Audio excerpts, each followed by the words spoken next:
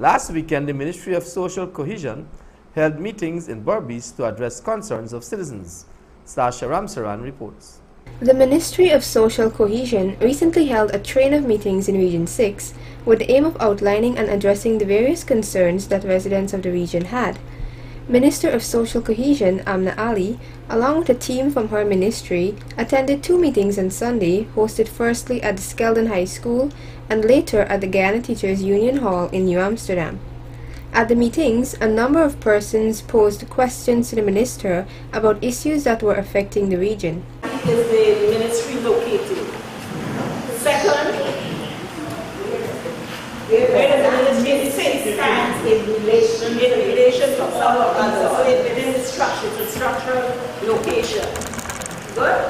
Second, where Mr. Bang, I think made more of a comment in terms of what he thinks needs to happen and how does the ministry relate back to the Ministry of Education and to the family, so that we go back to what we used to have years ago in terms of national song, patriotism, and those kinds of things, family education.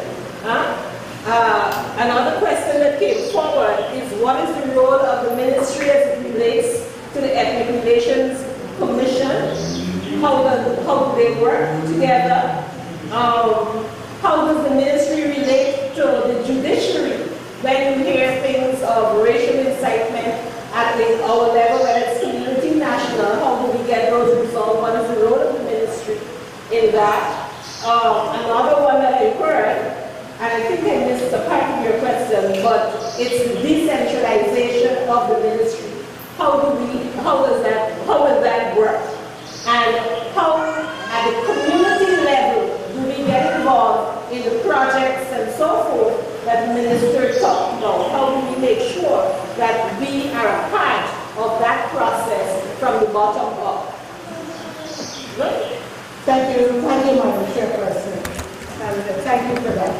I want to thank all the contributors for the points they've made, and I'm very happy that we started off by sticking to the point. Social cohesion. Anyway, to answer Kathleen, where the ministry fits in terms with other ministries, and she's named a few of them.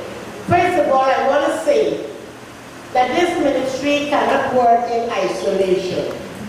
It has to work in collaboration with all those ministries that you mentioned, communities, public security, social protection, and so on. Now, it reminds me of a question that came up this morning at Corriverton. When we started Corriverton, there was a plethora of problems which surfaced from the audience. And it was very clear that the members there were very concerned with the solution to these problems. And I can tell you very strongly that if the problems are not solved, we are going to continue to have a society that is not a cohesive one. Therefore, we have to ensure, and as I told them, do not expect all the problems to be solved overnight.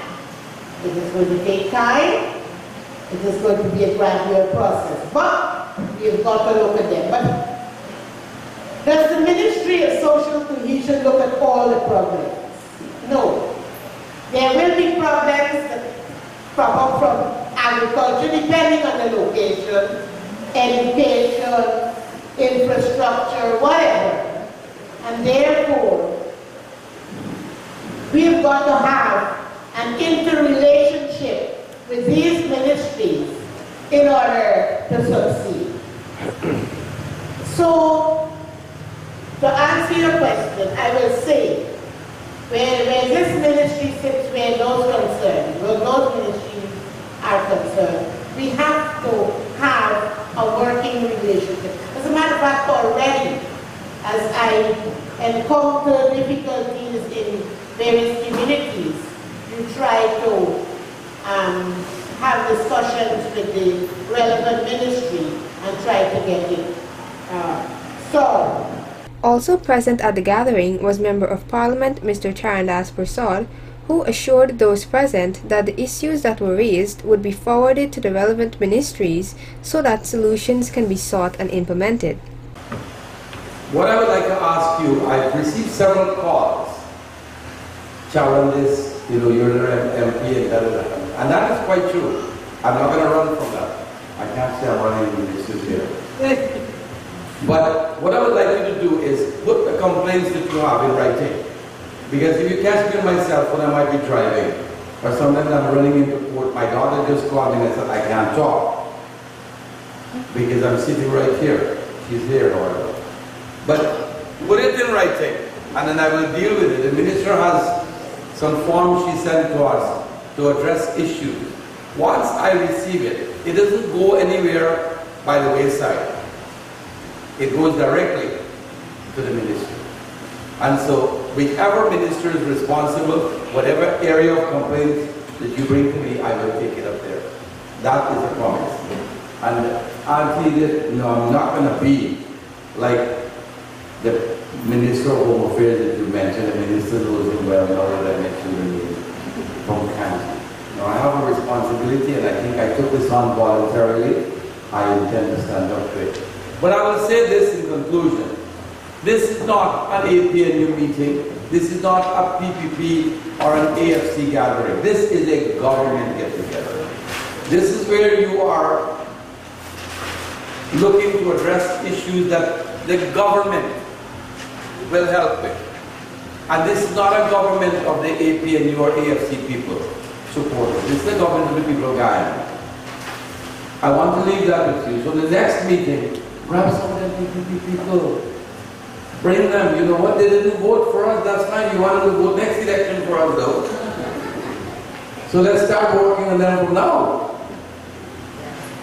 5 years is not too long enough, you know. Every 14-year-old now will be voting next election. You know that. Bring them with you. My brothers and sisters, this is a national thing. First time, not only in Ghana, in the Caribbean. I don't know about a Ministry of Social Cohesion that here in Canada or the United States either. This is the first across the globe. Let us give it a good shot. Let us make it work. It cannot work without you. I think it will. The ministry has taken notes from each of the meetings that were conducted with the aim of passing the information on to the relevant agencies to have the issues addressed. Sasha Ramsaran reporting for Channel 8 News.